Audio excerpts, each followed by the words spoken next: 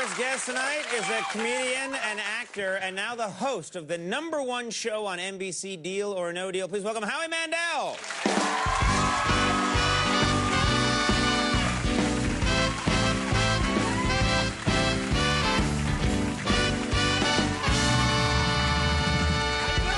How am I doing? I have the #1 show right here on NBC. Mondays, Wednesdays, and Fridays, 8 o'clock. They're going to start putting you on every day of the week. That's how it's going here on this network. Can you imagine doing a show every day of the week? Only an idiot would do it.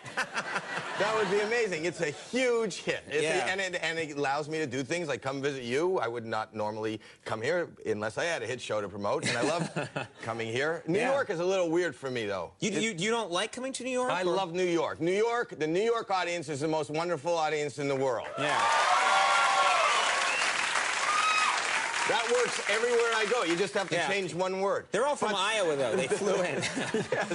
But it's just I'm not used to it because I live in L.A., which is more space. People are more it's cramped. You know, like even it's very crowded here. It is. The elevators, and I'm claustrophobic, and I have OCD. I need space. So I've come up with little ways to allow myself more comfort. What do you do if you get on an elevator and it's crowded? What do you do? Well, I do this thing where, and this works. And if you ever want to try it, if you smell your finger for no reason at all, people give you space. No, I'm serious. Next time you're in the elevator, just stand there like... What do you think that is?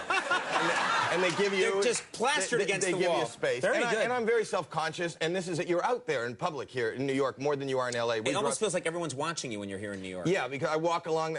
I'll walk on the... You know how you trip? I'll walk on the street, and sometimes you'll hit a crack in the sidewalk and you trip. That makes you self-conscious because people are looking at you, and I never know how to... You ever do that? You're walking along, right? And then you trip, and then you're aware that maybe people saw you trip. I don't know why that's embarrassing, but you try to cover it by continuing the movement like you meant to do it, right? Like you'll trip and then notice the people, so you just kind of... Yeah.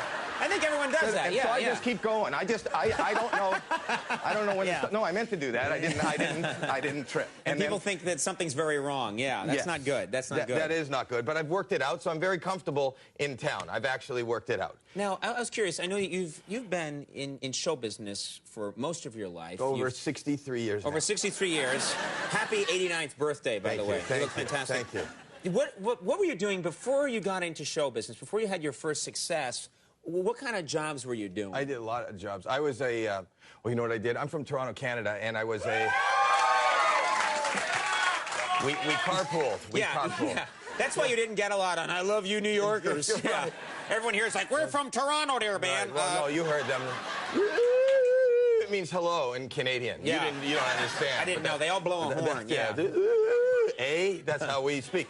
But I worked at the Canadian National Exhibition. I was like a carny. I worked a ride. I actually worked. It was kind of show business because I was the ride operator and I had the controls and I had a microphone and I would say, "You want to go faster?" And they'd yell, "Yeah." And I'd go, "You want to go faster?" And everybody would yell, "Yeah." And I'd say, "Make sure the orange shoulder harness over your left shoulder is done up securely. We're going upside down in 5 seconds."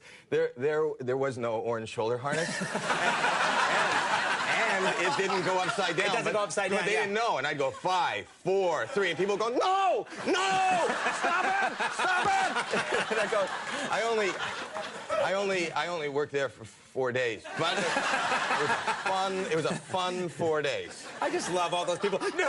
No, it was they went there to have fun. But practical jokes, I've always liked that, and I continue that today. You love practical jokes. I always did them. What's one of your favorite ones you've done? I do voices. I do a lot of voices. I did a show called Bobby's World for years, and I also had I had one voice where it sounded like I was in a terrible helium accident, and I could do that voice, and I would go to the emergency rooms of hospitals before I was on TV. They didn't know who I was, and I'd go to the admitting desk to the nurse, and I'd go, "Excuse me, can I please speak to a doctor?"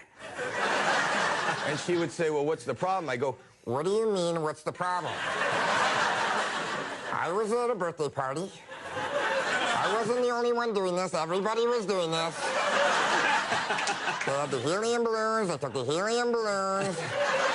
They sucked in the helium. Everybody's going, hoo-hoo, ha-ha, listen to me, that's funny. Everybody's voice went back to normal within like a minute.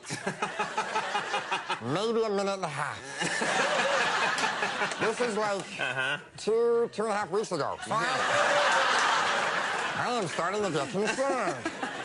And it's embarrassing. I'm a grown man. It's coming out of every orifice now. When I pass wind, it's like, Yeah. It's all ruined now that you're famous. You can't do that now. I can't, well, I can do it, and I get applause instead of get out. Yeah.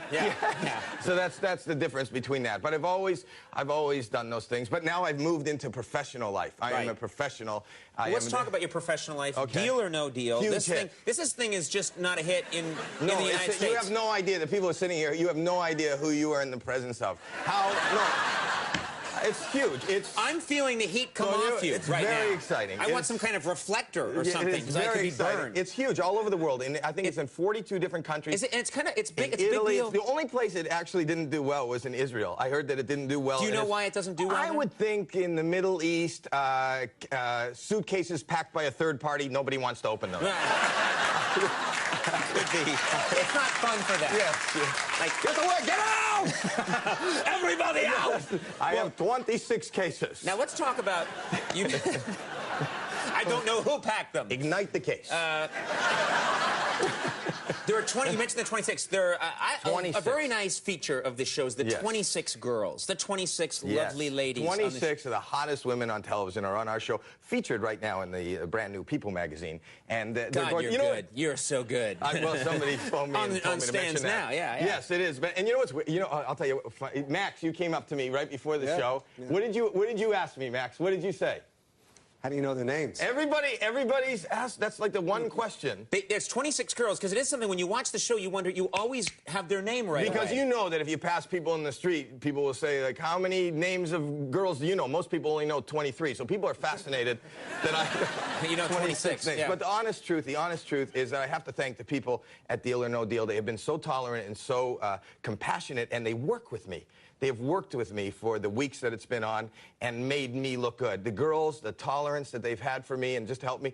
And I actually brought a clip from one of our earlier tapings. You can just see that it's just wonderful that they helped me. It's not me. It's a group effort. It's a team effort. It's working together. Let's I'll take show a you look a at this clip from one of the early shows. You'll see how I know their names. Deal or no deal? Okay, you pick case number 1. If this is a small amount, you'll have enough for the orphanage. All right. Debbie, open the case. Debbie, how many mother times I have to tell you my name is not Debbie? It's Claudia, Howard. How the would you like it if I called you God David Chappelle? Are you what the is your problem? Sorry. Is there some black somewhere named Debbie and just confuses we all look alike? Are you out of your god? This is some bullshit. I'm sorry. I'm so sick of this. What? You want me to open the case? I'll Open the case. Just open the case. That's good. That's good. She went right back to cheering. Well, I just have to thank, and that's actually Claudia. And you know, she worked with me and worked with me until I got it, and they're all like that. They're all just such giving people that in the end just make me look good. It's also great that they bleeped her, because I don't know what she was saying, you know? Oh, no, she didn't. She doesn't swear. Those bleep sounds come out of her. That's... She was at the helium party. Yes. Yeah, apparently.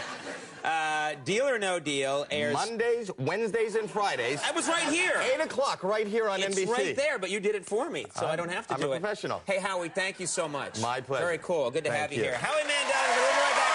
Jim Gaffigan's here with cartoons.